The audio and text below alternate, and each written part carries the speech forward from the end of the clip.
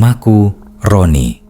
Usia 38 tahun dan aku sudah lebih dari 10 tahun jadi tukang sate keliling di daerah pinggiran kota Sukabumi. Biasanya, meskipun tak laris-laris amat, setiap malam aku bisa menjual minimal 30 tusuk sate. Tapi, sejak 2 bulan lalu, entah kenapa, daganganku makin sepi. Jalanan tetap ramai, orang-orang tetap lalu lalang, tapi tak satu pun berhenti untuk membeli. Aku sempat berpikir mungkin rasanya kurang enak atau harganya kemahalan. Tapi aku sudah coba semua. Ganti resep, turunkan harga, bahkan ubah arang. Hasilnya tetap sama, sepi. Suatu malam, saat sedang duduk di tepi jalan sambil menunggu pembeli yang tak kunjung datang, temanku, Darto, sesama pedagang keliling, menghampiriku. Ia sudah lama tak kulihat, tapi katanya sekarang ia sukses jualan bakso keliling. "Ron, lu masih kayak gini aja dagangannya?" katanya sambil tersenyum tipis. Aku hanya mengangguk lesu. Darto lalu duduk di sampingku, menghisap rokoknya dan bicara dengan nada rendah. "Gue juga dulu kayak lu, tapi sekarang udah beda. Lu mau coba?" Aku mengerutkan kening. "Coba apaan?" Ia mengeluarkan sesuatu dari kantong plastik hitam kecil, sebungkus kain hitam yang dililit benang merah, lalu memberikannya padaku. "Ini buat penglaris, taruh aja di bawah gerobak, tapi jangan dibuka, jangan tanya juga isinya." Aku ragu, tapi rasa frustasi mengalahkan logika. Malam itu, saat pulang ke rumah, aku diam-diam menyimpan benda itu di dalam laci bawah gerobak. Aku tak cerita ke istri atau siapapun. Keesokan malamnya, aku jualan seperti biasa. Anehnya, baru jam 7 malam, gerobakku sudah diserbu pembeli. Ada yang naik motor, ada yang jalan kaki. Semua wajah asing, tak ku kenal, tapi mereka membayar tanpa menawar, bahkan seringkali pesan dalam jumlah banyak. Hatiku senang bukan main. Tapi, ada satu hal aneh yang baru ku sadari setelah hari ketiga. Beberapa dari mereka tak menginjak tanah saat berdiri, dan malam-malam berikutnya semuanya berubah. Malam ketiga, setelah aku menyimpan jimat itu di bawah gerobak, suasana mulai terasa tak wajar. Saat itu jam sudah menunjukkan pukul 22.15. Biasanya, di jam segitu, aku sudah siap pulang karena pembeli manusia sudah sangat jarang. Tapi, sejak penglaris itu aku pakai, justru keramaian mulai terjadi setelah lewat pukul 10 malam. Waktu itu, aku parkir di sebuah gang kecil dekat pemakaman tua, lokasi yang dulu nyaris tak pernah kudatangi karena minim penerangan dan suasananya bikin bulu kuduk merinding. Tapi, malam itu, langkah kakiku seperti diarahkan ke sana, entah kenapa. Baru saja api baraku panaskan kembali, terdengar suara lembut dari balik pohon besar. "Bang, sate 5 tusuk, pedas ya?" Aku menoleh, dan di sana berdiri seorang perempuan muda. Rambut panjang menjuntai menutupi wajah. Bajunya putih panjang seperti daster, tapi yang membuatku kaku adalah bau anyir yang samar tapi menyengat, seperti darah bercampur tanah basah. Aku mencoba tetap profesional.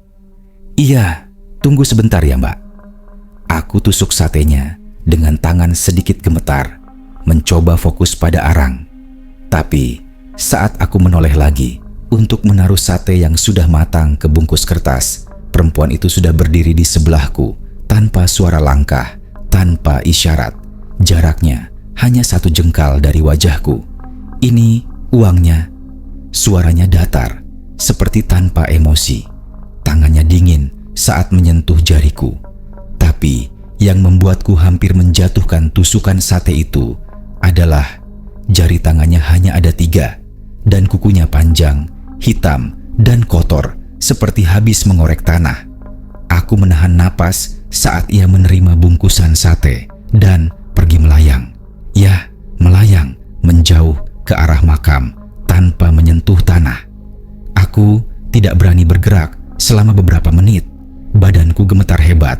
Setelah itu, Aku pulang lebih cepat. Tak peduli, masih ada arang dan sate tersisa.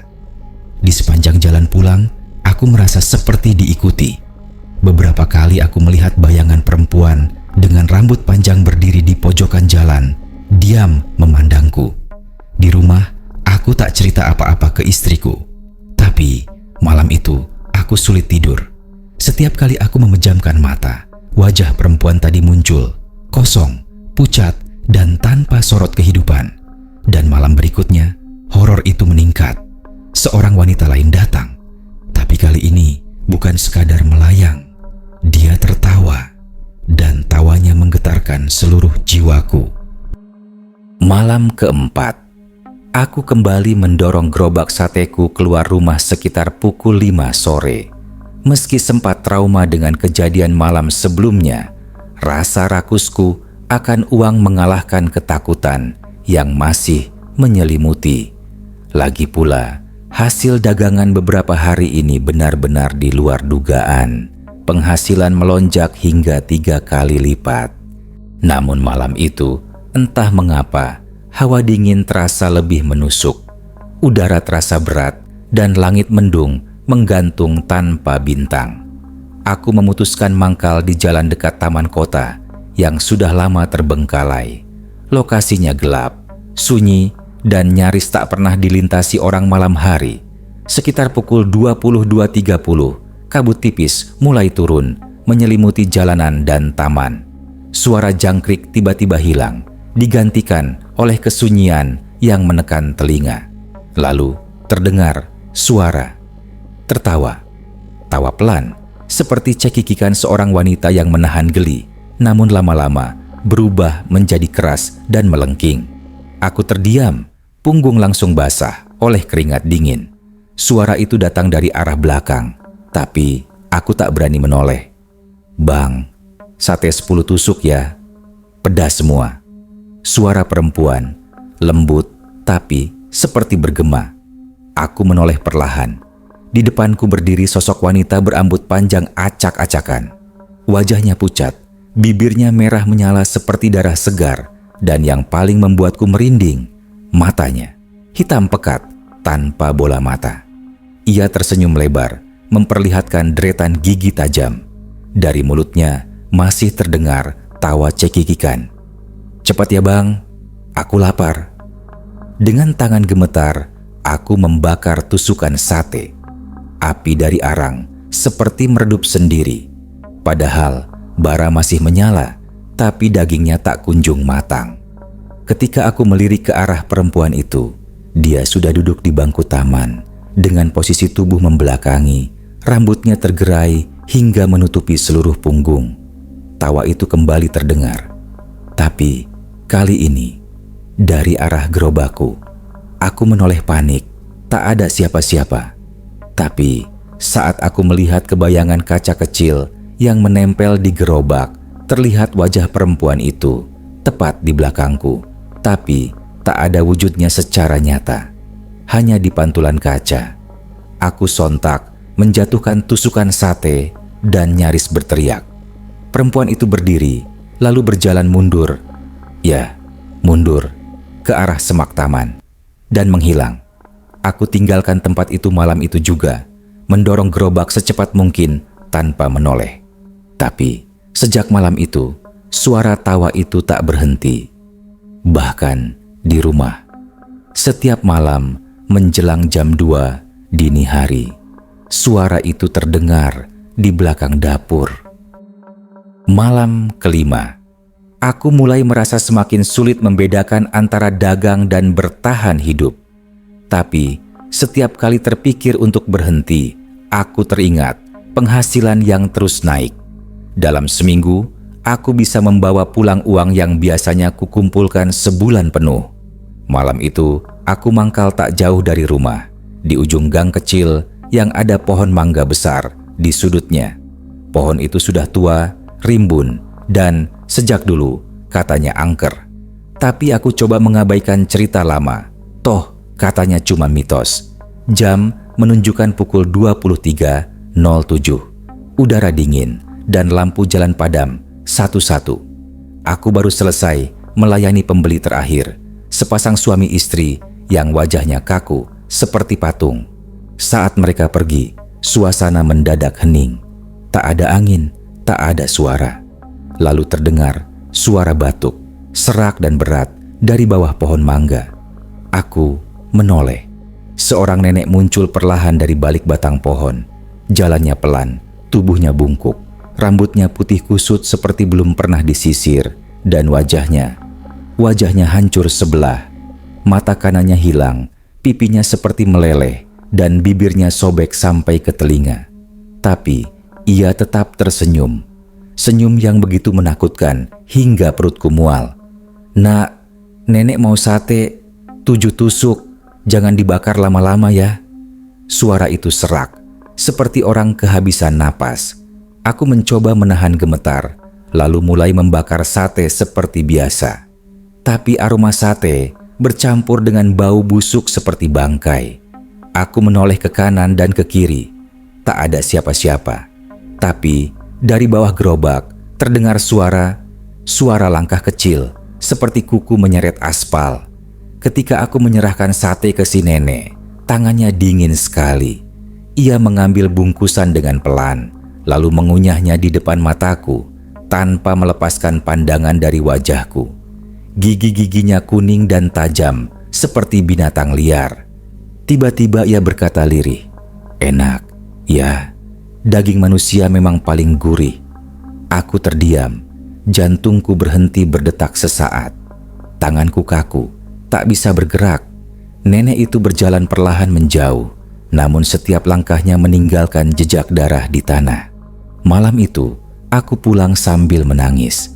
Bukan karena takut, tapi karena mulai sadar, apapun yang sedang terjadi padaku, ini bukan berkah. Ini adalah kutukan. Dan ternyata, gangguan itu tak berhenti saat aku sampai rumah. Karena keesokan harinya, arwah itu tak menungguku di jalan. Mereka menungguku di depan pintu rumah. Pagi setelah malam mengerikan itu, aku terbangun dengan tubuh lelah, mata cekung, dan kepala berat seperti habis dihantam batu. Istriku, Rina, bertanya, kenapa aku pucat, tapi aku hanya bilang masuk angin. Aku tak sanggup menceritakan apa yang sebenarnya terjadi. Rasa takutku terlalu besar. Aku pikir kalau ku ceritakan, mereka malah makin marah.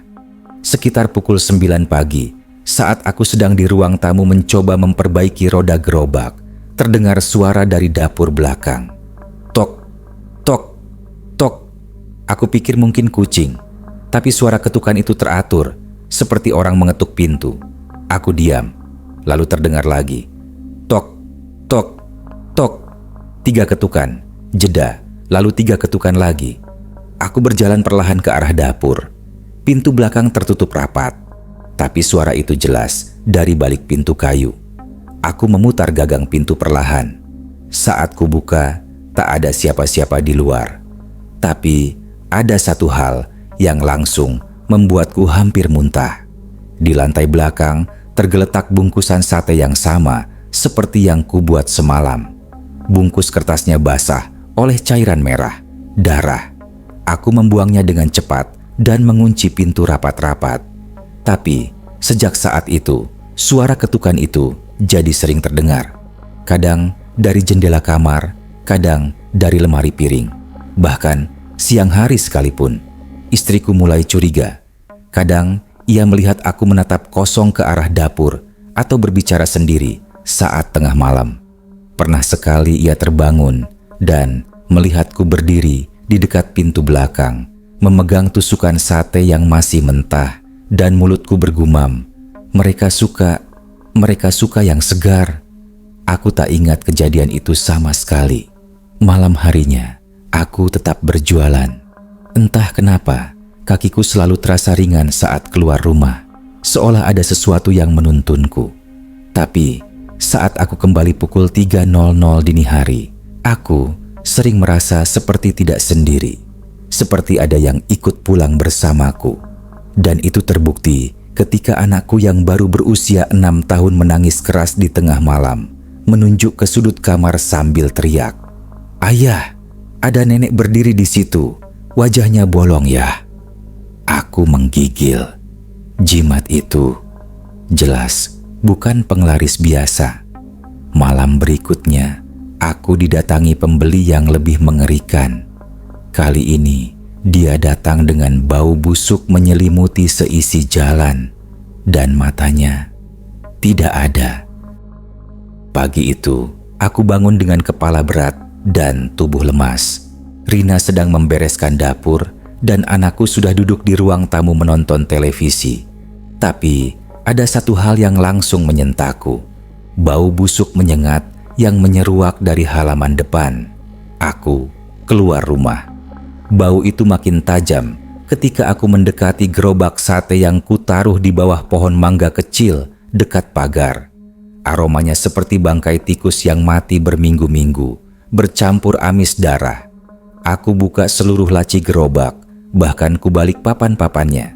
Tak ada apapun, tak ada bangkai, tak ada darah. Anehnya, begitu aku menjauh, baunya hilang seketika. Tapi saat aku kembali mendekat, bau itu muncul lagi. Aku siram gerobak dengan air sabun, kutaburi bubuk kopi dan kapur barus. Tapi bau itu tak pernah benar-benar hilang. Rina mencium baunya juga. Dia pikir mungkin ada tikus mati di sela gerobak. Tapi aku tahu, ini bukan bau biasa. Ini bau yang sama, seperti yang keluar dari mulut nenek semalam saat menyantap sate. Malam harinya, aku memutuskan tetap jualan. Aku mangkal di seberang mushola kecil yang sudah lama tak difungsikan. Tempat itu sepi, gelap, dan hanya diterangi satu lampu jalan tua. Pukul 23.40, seseorang datang dari arah gang kecil di samping mushola. Jalannya pelan. Saat mendekat, aku bisa melihat sosoknya. Seorang pria tua dengan mata tertutup kain putih seperti perban, mengenakan baju koko lusuh dan sarung.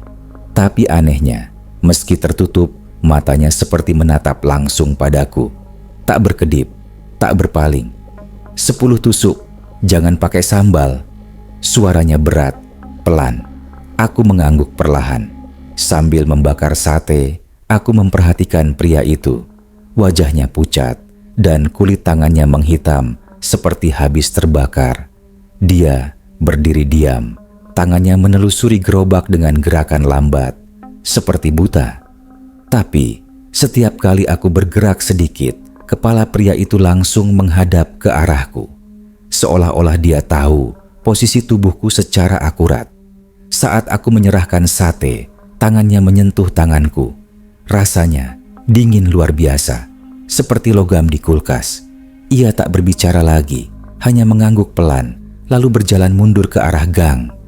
Tapi yang membuat jantungku hampir copot, kakinya tidak menyentuh tanah.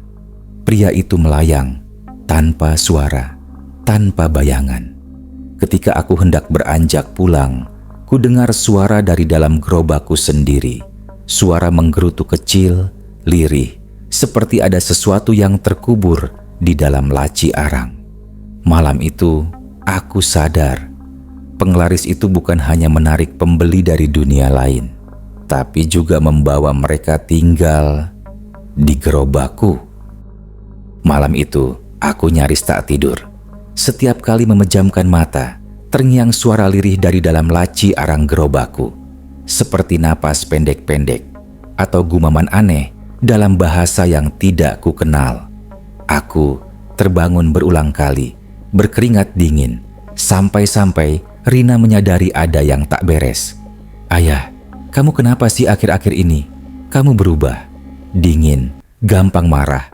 Anak kita pun sampai takut dekat-dekat kamu." Aku hanya diam. Aku tahu ini semua karena jimat penglaris itu. Tapi untuk membuangnya, aku juga takut. Temanku pernah bilang, kalau jimat itu sudah diterima, tak bisa dibuang sembarangan.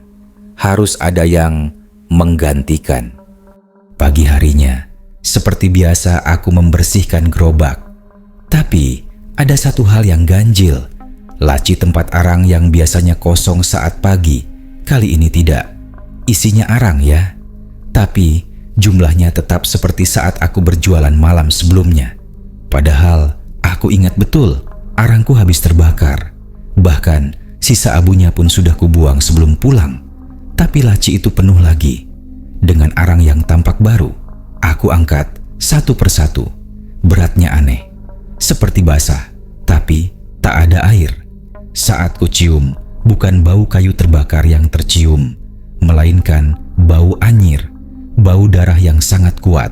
Aku lempar arang itu ke tanah. Begitu jatuh, arang itu pecah dan dari dalamnya keluar gumpalan rambut panjang yang lengket dan hitam. Aku mundur terpental. Jantungku serasa pecah. Rambut itu bergerak sendiri, seperti hidup. Aku siram dengan air sabun dan mengucap doa sebisaku, walau lidahku keluh. Saat malam tiba, aku tetap jualan seperti biasa. Tapi kali ini aku mulai memperhatikan laci arang itu lebih teliti. Setiap aku membakar sate, suara dari dalam laci terdengar makin jelas. Suara anak kecil menangis, suara perempuan tertawa, suara orang mengerang kesakitan. Jam menunjukkan pukul 1.20 saat seorang pemuda menghampiriku. Wajahnya putih pucat, matanya kosong, dan bajunya basah kuyup seperti baru tenggelam. Dia tidak bicara apa-apa, hanya duduk di kursi dekat gerobak, menatap bara arang tanpa kedip. Aku tawarkan sate. Dia tak menjawab. Tapi begitu aku menaruh tusukan di atas bara, dia tersenyum, senyum lebar yang membuat pipinya sobek, memperlihatkan gusi hitam dan gigi berdarah. Dia lalu berkata, "Pelan, arangmu harum. Aku sudah menunggu giliran." Aku tak kuat lagi. Malam itu aku mendorong gerobakku pulang dengan tubuh gemetar. Tapi saat sampai rumah, laci arang itu membuka sendiri dan di dalamnya ada wajah. Gerobak itu kudorong dengan terburu-buru malam itu, seperti dikejar sesuatu. Setiap roda berderit seolah memekakan telinga. Dadaku sesak, napasku berat. Tapi rasa takut yang membuncah jauh lebih kuat dari lelah fisik. Sampai rumah, kulihat Rina sudah tertidur dengan anakku di kamar. Aku langsung menarik gerobak ke halaman belakang dan duduk lemas di sampingnya. Lampu teras redup, tapi cukup untuk melihat laci arang itu yang terbuka sendiri. Awalnya aku ragu mendekat, tapi sesuatu seperti menarikku. Perlahan, dengan tangan gemetar, aku menunduk menatap ke dalam laci yang masih berisi sisa arang yang belum kugunakan. Dan di sana, di antara potongan arang hitam itu, aku melihatnya. Wajah, ya, wajah seseorang, perempuan, separuh tersembunyi di antara bara. Wajah itu pucat, kulitnya terbakar sebagian, dan matanya menatap lurus ke arahku. Berkedip, aku mundur sambil menahan jeritan. Laci itu langsung tertutup sendiri brengsek, seperti ada yang mendorongnya dari dalam. Aku buru-buru masuk rumah, mengunci semua pintu dan jendela. Tapi malam itu, rasa aman tidak pernah benar-benar hadir. Pukul 2 lewat, suara ketukan di dapur kembali muncul. Kali ini disertai suara lain. Tawa kecil, tangisan, dan bisikan. "Bakar lagi bang, masih banyak yang lapar." Aku menahan napas, bersembunyi di balik pintu kamar, sambil menggenggam pisau dapur. Anakku menggeliat, lalu terbangun dan berkata, "Yah, itu siapa di luar jendela? Dia panggil namamu." Darahku membeku. Keesokan harinya, aku coba mencari temanku, Andi, yang memberiku jimat itu. Tapi warungnya tutup. Kata tetangganya, Andi sudah hampir seminggu tidak terlihat. Rumahnya kosong. Dan yang lebih aneh lagi, ada aroma busuk menyengat dari dalam rumahnya. Warga sudah mengadukan ke RT, tapi belum ada yang berani mendobrak. Aku pulang dengan kepala penuh tanda tanya dan perasaan tak karuan. Saat membuka halaman belakang rumah untuk mencuci gerobak, aku mendapati sesuatu yang membuat kakiku lemas. Di sekitar laci arang, kini tumbuh jamur putih-putih seperti benalu. Tapi saat aku perhatikan lebih dekat, Bentuk jamur itu seperti jari tangan, kecil, kering, dan mencuat dari sela-sela papan gerobak. Jumlahnya ada 5, seperti satu telapak tangan yang mencoba keluar dari dalam. Aku mulai sadar, ini bukan lagi gangguan, ini adalah teror. Dan aku sedang menjadi perantara bagi sesuatu yang lebih mengerikan dari sekadar makhluk halus. Sejak malam ketika wajah itu muncul di dalam laci arang, suasana rumah kami tak pernah sama. Bukan hanya aku, Rina pun mulai merasakan sesuatu yang ganjil. Ia sering mengeluh rumah terasa pengap, padahal semua jendela sudah dibuka. Kadang ia terbangun tengah malam karena mendengar suara orang berjalan di dapur atau pintu kamar mandi terbuka sendiri. Tapi puncaknya terjadi malam itu. Rina sedang mencuci piring di dapur, sementara aku duduk di ruang tengah sambil mencoba tidur-tiduran di lantai. Lelah karena semalaman tidak bisa memejamkan mata. Anakku sudah lebih dulu tertidur di kamar. Tapi entah kenapa bulu kuduku berdiri tiba-tiba. Ada hawa dingin yang merayap perlahan dari arah dapur. Lalu aku melihatnya. Rina berdiri membelakangiku, masih mencuci piring. Tapi tepat di belakang punggungnya, hanya beberapa jengkal, ada sosok perempuan berdiri. Rambutnya panjang menjuntai, bajunya lusuh berlumur darah, dan wajah itu rusak, seperti meleleh tanpa mata. Kulitnya berlubang di beberapa titik, dan dari lubang itu mengalir cairan hitam pekat. Aku hendak berteriak, tapi suaraku tercekat. Sosok itu tidak bergerak. Ia hanya berdiri menempel di belakang Rina, seolah sedang menempelkan wajahnya ke bahu istriku. Lalu aku lihat tangan perempuan itu bergerak, perlahan naik ke atas punggung Rina. Aku langsung bangkit dan berteriak, "Rina, minggir, di belakangmu." Rina kaget dan menoleh. Sosok itu langsung menghilang begitu saja, tapi mangkuk di tangannya jatuh dan pecah. Ia menatapku bingung, lalu marah karena merasa dipermalukan. "Apa-apaan sih? Ya, aku lagi cuci piring. Kamu malah bikin kaget begitu." Aku tidak menjawab. Nafasku masih terengah. Jantungku berdetak tak karuan. Malam itu, aku ceritakan semuanya ke Rina. Tentang jimat dari Andi. Tentang sosok-sosok yang membeliku setelah jam 10 malam. Tentang suara-suara dari laci arang. Dan yang paling penting, tentang mereka yang kini ikut pulang bersamaku. Setiap malam, Rina menangis. "Ayah, ini harus dihentikan sebelum mereka ganggu anak kita." Kami sepakat, malam itu adalah malam terakhir aku jualan. Tapi ketika aku hendak menarik gerobak ke depan rumah untuk dibakar dan dihancurkan, laci arang itu terbuka sendiri, dan dari dalamnya terdengar suara tangisan bayi. Tangisan itu lirih tapi memilukan. Bukan tangisan manusia biasa, melainkan seperti rekaman lama yang diputar ulang dalam suara bergetar, serak, dan nyaris sumbang. Tubuhku mematung. Rina berdiri di belakangku sambil menggenggam tangan anak kami yang ketakutan. "Laci itu, kenapa ya?" tanya Rina dengan suara gemetar. Aku tak sanggup menjawab, hanya menatap lubang laci arang yang menganga, gelap gulita di dalamnya. Tangisan itu terus terdengar, seperti bayi yang sedang ditinggal di tengah hutan malam. Lamat-lamat dari dalam laci muncul kabut tipis, dingin, dan berbau tanah basah.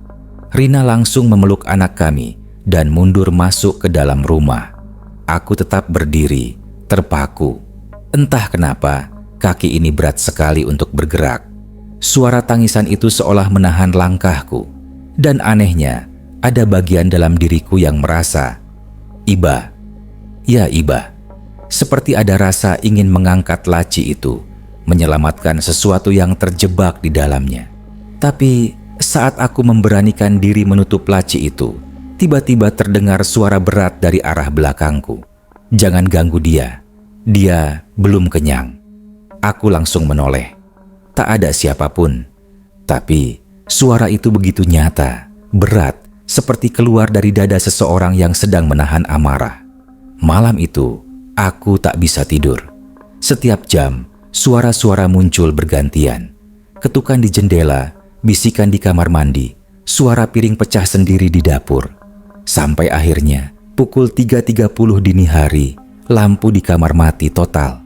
Dan dalam gelap itu, aku mendengar suara sendok mengaduk sesuatu di dekat ranjang kami. Cekrek, cekrek, cekrek. Seperti tulang yang dipatahkan perlahan. Dan lalu terdengar tawa kecil, suara perempuan. Satenya empuk malam ini. Aku langsung bangun dan menyambar senter. Tapi tak ada apa-apa. Di sudut kamar hanya ada guling jatuh dan karpet yang basah oleh air entah dari mana. Paginya aku tak kuat lagi.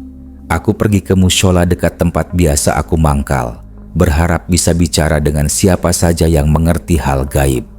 Tapi mushola itu sudah lama kosong.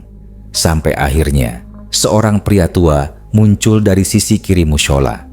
Ia membawa Al-Quran di tangan dan mengenakan sorban putih lusuh. "Kau yang jualan sate malam-malam di sana?" tanyanya tanpa basa-basi. Aku mengangguk, pelan. Pria itu menatap mataku lama sekali, lalu berkata, "Kau sudah membawa mereka pulang, dan setiap malam mereka ikut kau keliling." Aku terpaku. Kata-kata pria tua itu bergema di kepalaku. "Setiap malam mereka ikut kau keliling." Suaranya dalam, tapi bukan menakutkan. Lebih seperti nasihat yang sangat serius, nyaris putus asa. "Siapa mereka, Pak?" tanyaku dengan suara bergetar. Pria tua itu menarik napas panjang, lalu duduk di tangga mushola. Makhluk-makhluk gaib, arwah penasaran, yang mati tak tenang, yang mencari tubuh baru, yang tertarik oleh bau penglaris yang kau bawa. Aku menelan ludah. "Tapi saya nggak niat, Pak. Cuma pengen dagangan rame. Teman saya yang kasih." "Kau sudah menyalakan api, Nak. Dan ketika api itu membara, semua yang tertarik oleh asapnya akan datang. Tak peduli niatmu apa." Kakiku melemas. Aku terduduk di tanah, wajah tertunduk. Lalu pria itu melanjutkan, "Tiap malam saat kau bakar sate, bau dari penglarismu bukan cuma tercium manusia, tapi makhluk lain juga. Mereka bukan beli untuk makan. Mereka datang karena tertarik pada daging. Kadang bukan daging sapi." Aku langsung muntah di tempat. Ingatanku melayang pada malam-malam sebelumnya, pembeli yang tak berkedip, perempuan dengan wajah rusak, anak kecil yang melayang di atas tanah. "Dan sekarang," kata pria itu pelan, "mereka tidak hanya menunggumu mangkal, tapi ikut di balik gerobakmu, di sela-sela laci arang, di antara tusukan sate yang kau bawa." Aku gemetar, mengingat bagaimana tiap malam aku merasa gerobak berat, padahal hanya berisi perlengkapan biasa. Mereka ngumpet, ikut keliling, tapi saat kau pulang, mereka nggak tinggal di gerobak. Mereka ikut masuk ke rumahmu. Terus, harus gimana, Pak? Suaraku hampir tak terdengar. Kau harus putus hubunganmu dengan jimat itu. Harus dibersihkan. Tapi tak mudah. Kau sudah memberi mereka tempat. Mereka sudah merasa itu rumah. Aku mengangguk, bingung dan takut. Lalu pria itu merogoh tas kecil di balik bajunya. Ia keluarkan segenggam garam kasar dan sebotol air berwarna kekuningan. "Malam ini kelilinglah 1 kali saja, tapi jangan bakar sate, jangan layani siapapun, dan saat kau merasa mulai ramai, lempar garam ini ke bara arang, lalu siram dengan air ini." Aku ragu, dan kalau mereka marah? Pria itu menatapku dalam-dalam. "Kau harus siap, karena mereka akan menunjukkan wujud sebenarnya." Malam itu, untuk pertama kalinya sejak jimat itu aku simpan, aku mendorong gerobak keliling tanpa niat berjualan. Semua tusukan sate dan bumbu kuletakkan di rumah. Gerobak ini kosong, hanya menyisakan bara arang yang biasa kupakai. Itu pun tak kubakar. Aku hanya membawa 2 hal, segenggam garam pemberian pria tua itu dan botol air kekuningan yang aromanya menyengat seperti daun bidara yang direbus. Rina sempat menahanku sebelum berangkat. Yakin mau pergi? Gimana kalau mereka marah? Aku diam, lalu mencium keningnya dan anakku. Justru ini harus diselesaikan malam ini. Kalau tidak, kita nggak akan pernah bisa hidup tenang. Jam menunjukkan 22.15 saat aku tiba di tempat biasa mangkal. Warung sepi, jalanan lengang. Tapi seperti malam-malam sebelumnya, hawa dingin mulai turun dari langit. Dan seperti biasa, mereka mulai muncul. Pertama, seorang anak kecil berbaju sobek, matanya bolong, berdiri mematung di depan gerobak. Lalu wanita berambut panjang duduk di bangku sambil memainkan ujung kukunya yang panjang seperti silet. Mereka tak bicara, tapi mereka menatapku penuh tanya, seolah kecewa kenapa aku tak menyiapkan sate malam ini. Lalu muncul lagi, lelaki berpakaian petani, tapi wajahnya terbakar gosong. Nenek tua pincang dengan tubuh membusuk dan perut bolong. Satu persatu mereka mengelilingi gerobakku. Tidak bicara, hanya diam. Tapi tekanan di dada makin berat, seperti ada ratusan mata tak terlihat ikut memandangi dari segala arah. Tangan gemetarku meraih garam. Laci arang kuangkat perlahan, masih kosong. Tapi dari dalamnya keluar asap tipis, seperti napas panas makhluk yang lama terkurung. Tanganku gemetaran hebat, lalu aku taburkan seluruh garam ke dalamnya. Hening. Tiba-tiba terdengar jeritan. Pekik panjang, mengerikan, membuat gendang telinga bergetar. Arang dalam laci menyala sendiri, padahal tidak ada api. Warna merahnya bukan seperti api biasa, tapi seperti bara neraka, menyala hijau dan ungu. Makhluk-makhluk di sekitarku mulai mendekat. Wajah mereka berubah jadi lebih buruk. Mata melotot, mulut mereka menganga sampai ke telinga. Aku cepat-cepat membuka botol air kekuningan dan menyiramkan isinya ke atas laci. Syur! Asap putih tebal meledak dari dalam gerobak.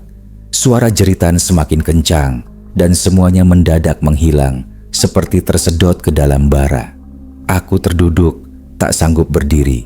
Tapi satu sosok belum pergi. Perempuan dengan rambut menutup wajahnya, berdiri diam tak bergerak. Mulutnya bergerak pelan sekali, tapi aku bisa membaca ucapannya. Belum selesai. Sosok perempuan itu berdiri di sana, diam. Bayangannya membaur dengan kabut malam, namun sorot matanya yang samar terlihat dari balik rambut kusut menyala seperti bara yang tak padam. Belum selesai, bisiknya sekali lagi. Kali ini suaranya terdengar seperti angin menyusup ke sela-sela tulang. Aku ingin berlari, tapi kakiku tak bisa digerakkan. Tubuhku seperti tertancap di tanah, sementara perempuan itu melangkah perlahan mendekat ke arah gerobak. Suara sepatunya tak terdengar, tapi setiap langkahnya membuat tanah sekitarku jadi becek. Lumpur hitam muncul dari sela-sela jalanan aspal, mengeluarkan aroma busuk seperti darah basi. Lalu tiba-tiba, gerobakku berguncang sendiri. Laci arang terbuka kembali, padahal tadi sudah kusegel dengan garam dan air ruqyah. Dari dalamnya, tangan-tangan hitam mulai keluar. Bukan hanya satu, tapi banyak, seperti gerombolan tikus keluar dari lubang got.